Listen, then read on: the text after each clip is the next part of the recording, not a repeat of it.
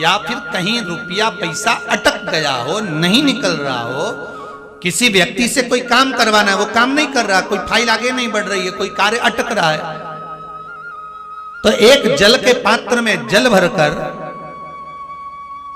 5 बेलपत्री शिव जी को समर्पित कर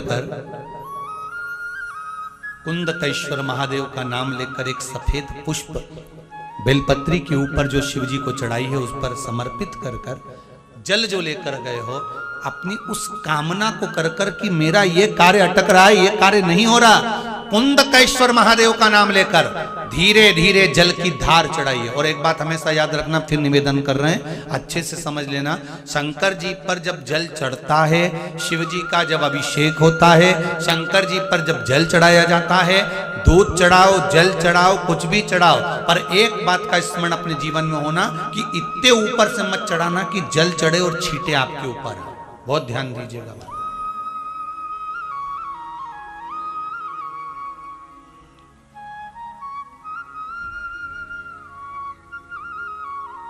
यहां तो यहां तक वर्णन करा गया है कि शंकर जी का जल चढ़ा हुआ जहां से बहकर जाता है ना, उसको लांगा तक नहीं जाता।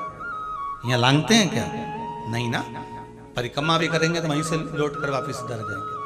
शिव जी का जहां से जल बहकर जा रहा हो, चढ़ा हुआ जल जहां से बहकर जा रहा हो, उसको लांगा तक नहीं जाता।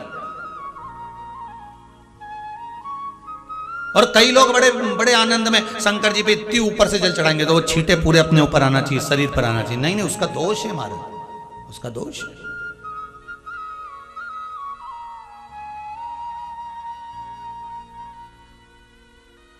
शिव जी को अगर आप जल चढ़ा रहे हो, जैसे आप भगवान को अगर जल चढ़ाओ, दूध चढ़ाओ, तो मान लो अगर जैसे एक सरल भाषा में समझ लो और अच्छे से कि जैसे ये शिवलिंग है शंकर जी का, ये शिवलिंग है, और आप जल चढ़ा रहे हो तो इतनी ऊपर से छोड़ोगे तो पानी का छींटा तो अपने ऊपर आएगा, पर वही जल, वही दूध, वही सामग्री आप शिवलिंग से थोड़ी सी दूरी बनाकर अगर आप समर्पित करेंगे तो बाबा उसको स्वीकार भी करता है और आनंद की अनुभूति भी होती है, कार्य में सिद्धता भी होती है,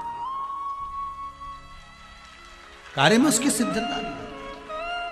तुम तो ऊपर से छोड़ रहे हो जिससे वो पानी तुम्हारे ऊपर ही आए, तो वो एक अलग विषय, वो एक अलग विषय।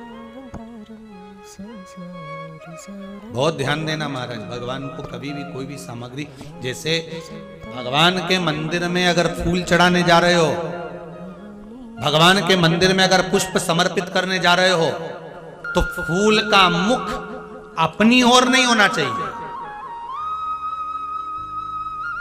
फूल का मुख कहां पर होना चाहिए? जम के बोलो जरा, भगवान की।